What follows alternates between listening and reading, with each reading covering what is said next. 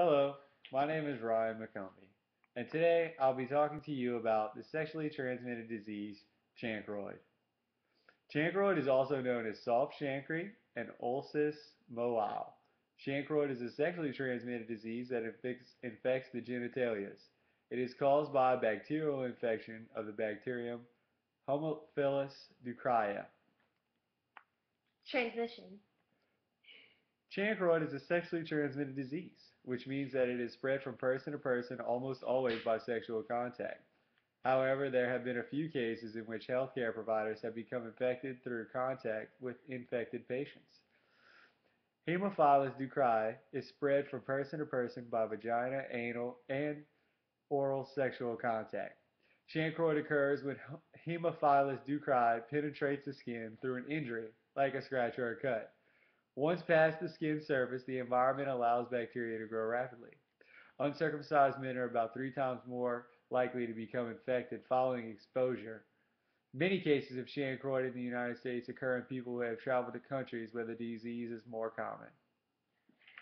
We must prevent this. The best prevention against chancroid is to use a condom during sexual intercourse. Chancroid can also be prevented by abstinence or by being in a monogamous relationship with a disease-free partner. To prevent the spread of chancroid, it is important that all sexual contacts of the patient are identified and treated. Oh no, look for symptoms. The first sign of chancroid is a small red papule that occurs within 3 to 7 days following exposure to the bacteria.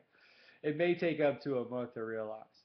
Usually within 1 day, the papula becomes an ulcer. The chancroid ulcer is painful, bleeds easily, drains a gray or yellow pus, and has sharply defined ragged edges.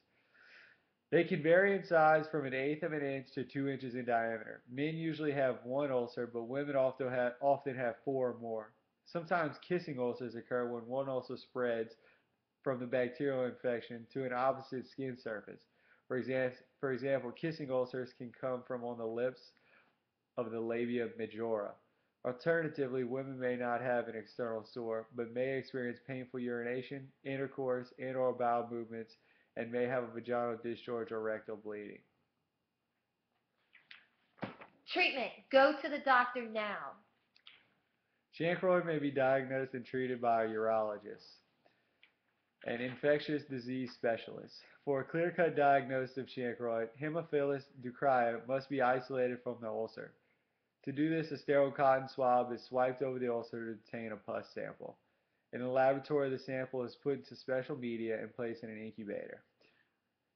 Haemophilus ducreyi may be examined under the microscope to see which bacteria are in the ulcer. A sample of the pus may also be tested to see if the herpes virus is present. A blood sample will probably be taken from the patient's arm to test for presence of antibodies to the bacteria that cause syphilis. The only treatment for chancroid is antibiotics, given either once or for several days. Different types of antibiotics may be taken by mouth for 1 or 2 weeks. There is a large list to name a few: cotrimazole, citrofloxacin, spectramycin.